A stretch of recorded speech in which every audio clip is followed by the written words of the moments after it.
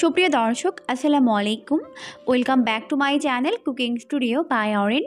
Cake তো অনেক খেয়েছেন, আজকে চলুন একটু ভিন্নভাবে একটা কেক তৈরি করে দেওয়া যাক। আর সেটা হচ্ছে তেলে ভাজা কেক।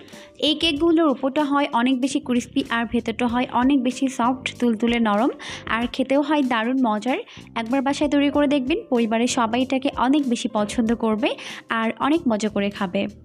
তো কেক তৈরি করার জন্য এখানে একটি মিক্সিং বোল নিয়েছি আর এখন এর মধ্যে একটি ডিম ভেঙে নিচ্ছি। এরপর এখন এর মধ্যে দিয়ে দিচ্ছি প্রায় 1 চামচের 4 ভাগের 1 ভাগ পরিমাণ ভ্যানিলা এসেন্স। আর এটা মূলত ফ্লেভারের জন্য ব্যবহার করা হয়েছে।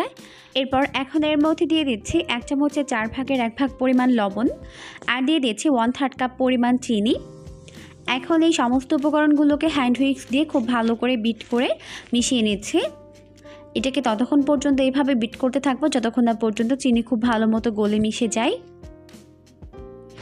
বিট করতে করতে যখন চিনি খুব ভালো মতো গলে মিশে যাবে তখন এর মধ্যে দিয়ে দিয়েছে 1 কাপ পরিমাণ ময়দা। আপনারা চাইলে এখানে ময়দার পরিবর্তে আটা ব্যবহার করতে পারবেন। এখন আবারও খুব ভালো করে মিশিয়ে নিচ্ছে। আর এই পর্যায়ে যেহেতু হ্যান্ড হুইক্সের মধ্যে আটকে যাচ্ছিলো, এই জন্য আমি হাত দিয়ে খুব ভালো করে এটাকে মিশিয়ে নিচ্ছে। তো তার আগে এর মধ্যে 1/2 চামচ পরিমাণ বেকিং পাউডার দিয়ে দিচ্ছে, এতে করে এটা অনেক বেশি ফুলকো হবে। এখন হাত দিয়ে এটাকে খুব ভালো করে মিশিয়ে নিচ্ছে। এরপর এখন এই পর্যায়ে আমি এর মধ্যে দিয়ে দিচ্ছি 2 টেবিল চামচ পরিমাণ সয়াবিন তেল। এরপর খুব ভালো করে মিশিয়ে নিচ্ছে। খুব ভালো করে মিশিয়ে নেওয়া হয়ে গেলে এখন হাতটা ধুয়ে এসে হাতে অল্প একটু সয়াবিন তেল মেখে নিয়েছে। এরপর এখন এখান থেকে অল্প অল্প করে ডো নিয়ে হাতের মধ্যে নিয়ে এরকম গোলাকার বলের শেপ তৈরি করে নিচ্ছে। এরপর এটাকে তেলের মধ্যে দিয়ে দিচ্ছে।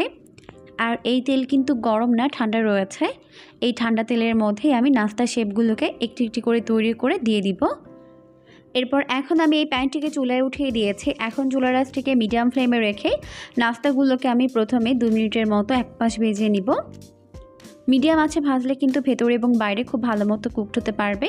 আর যদি হাই ফ্লেমে ভাজেন সেক্ষেত্রে কিন্তু দেখা যাবে উপরে খুবই দ্রুত কালার চলে আসবে, তবে ভেতরটা ভালো মতো হবে না। তাই মিডিয়াম আঁচে ভাজতে হবে, এতে করে ভেতরে এবং বাইরে খুব ভালো মতো কুকড হতে পারবে। উল্টে পাল্টে আমি নাস্তাগুলোকে গোল্ডেন ব্রাউন করে ভেজে নিয়েছি। এখন ভাজা হয়ে গেছে। এখন আমি এগুলোকে তেল ঝরিয়ে তেল থেকে উঠিয়ে নিয়েছি। তো সবগুলোকে আমি ভেজে উঠিয়ে নিয়েছি আর এখন আমাদের দারুণ মজার নাস্তা রেডি। আশা করছি আপনাদের কাছে আমার রেসিপিটি সহজ এবং ভালো লেগেছে। আর এরকমই সমস্ত নতুন রেসিপি প্রতিদিন পেতে চ্যানেল সাবস্ক্রাইব করতে কিন্তু একদমই ভুলবেন না। আর অবশ্যই বাসায় ট্রাই করবেন, দেখবেন পরিবারের সবাই এটাকে অনেক বেশি পছন্দ করবে আর অনেক মজা করে খাবে। পরবর্তী ভিডিও দেখার আমন্ত্রণ জানিয়ে আজকের মতো বিদায় নিচ্ছি। সবাই অনেক বেশি ভালো থাকবেন। আল্লাহ হাফেজ।